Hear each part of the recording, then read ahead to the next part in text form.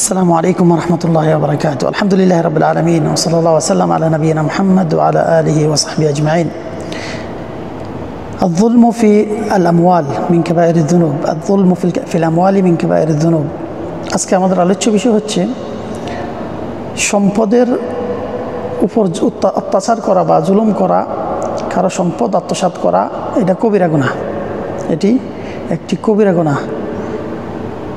সহিহ হাদিসে বর্ণিত আছে, রাসূলুল্লাহ সাল্লাল্লাহু আলাইহি ওয়াসাল্লাম বলছেন, ওয়ালা ইয়ানতাহিবু নুহবাতান ইয়ারফা'u الناس ইলাইহি ফিহা আবসারুহুম হিনা ইয়ানতাহিবুহা ওয়া হুয়া মুমিন, আখরাজাহুল বুখারী।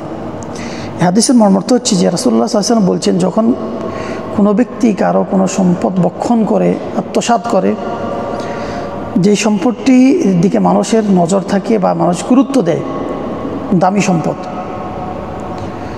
মালিক তাতে যত্নের সাথে দেখে, তা যদি ক্ষয় হয়ে যায় তাহলে অনেক কিছু সে হারিয়ে ফেলবে। এরকম সম্পদ যখন কোনো ব্যক্তি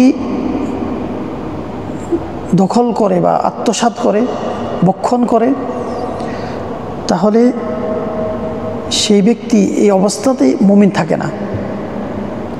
একজন ইমানদার কখনো মানুষের সম্পদ আত্মসাৎ করতে পারে না। একজন ইমানদার মানুষের উপর জুলুম করতে পারে না। এর মর্মার্থ হচ্ছে, যখন কোনো ব্যক্তি মানুষের সম্পদ আত্মসাৎ করে, চুরি করে, জবরদস্ত দখল করে বা ছিনিয়ে নেয়, সেই ব্যক্তি কবিরা গুনাহে লিপ্ত হলো এবং সেই ওই কাজ করার মুহূর্তে মুমিন থাকে না, তার মধ্যে ঈমানের ঘাটতি থাকে। আর এই হাদিসে যে ঈমানের কথা বলা হয়েছে, যে সেই ঈমানদার নয়, যে ব্যক্তি মানুষের সম্পদ, অর্থ সম্পদ আত্মসাৎ করে, সেই ঈমানদার নয়। ওই ব্যক্তিকে বলা হয়েছে যে ব্যক্তি মানুষের সম্পদ আত্মসাৎ করে, যে ব্যক্তির ঈমানের ঘাটতি রয়েছে, তার মানে সে পূর্ণাঙ্গ ঈমানদার নয়। সে পূর্ণাঙ্গ ঈমানদার নয়। তার মানে ঈমান হেরে যায় যখন সে আত্মসাৎ করতে যায়। চুরি করতে গেলে, ডাকাতি করতে গেলে, জোর করতে গেলে, জুলুম করতে গেলে মানুষের ঈমান তখন থাকে না সাথে, সেটা তার থেকে তুলে নেওয়া হয়। আর এই কবিরা গুনাহ, এটার শাস্তি কিয়ামতের দিন আল্লাহ তাআলা অবশ্যই তাকে দিবে। আর যে সম্পত্তির কথা বলা হয়েছে, যে সম্পত্তি আত্মসাৎ করতে গিয়ে মানুষের নজরে আসে, তার মানে দামি কোনো সম্পদ, সামান্য টুকিটাকি সম্পদ যদি কেউ চুরি করে, তার জন্য এই হুমকি না, হ্যাঁ চুরি করা হারাম, গুনাহ, পাপ, কিন্তু এই শাস্তিতে ওই ব্যক্তির জন্য যে ব্যক্তি কারো দামি সম্পদ আত্মসাৎ করে, চুরি করে, ভক্ষণ করে, যা তার প্রয়োজন ছিল,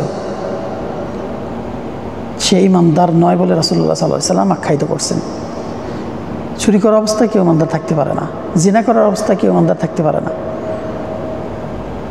এর অর্থ না সে একবারে কাফের হয়ে গেছে, না, মিল্লাত থেকে বের হয়ে গেছে, না। যখন সে চুরি করে ওই সময় তার ঈমান থাকে না, ঈমান তার থেকে তুলে নেওয়া হয়, তার মানে তার ঈমানে ঘাটতি রয়েছে। আল্লাহ তাআলা আমাদের বোঝার তৌফিক দান করুন এবং অন্যের সম্পদের দিকে কুনজর দেওয়া থেকে আল্লাহ তাআলা আমাদেরকে রক্ষা করুন এবং প্রত্যেকের অধিকার তাকে বুঝিয়ে দেওয়ার তৌফিক এনায়েত করুন। হাদা ওয়া সাল্লাল্লাহু আলা নবিয়িনা মুহাম্মদ ওয়া আলা আলিহি ওয়া সাহবিহি আজমাইন। আসসালামু আলাইকুম ওয়া রাহমাতুল্লাহি ওয়া বারাকাতুহু।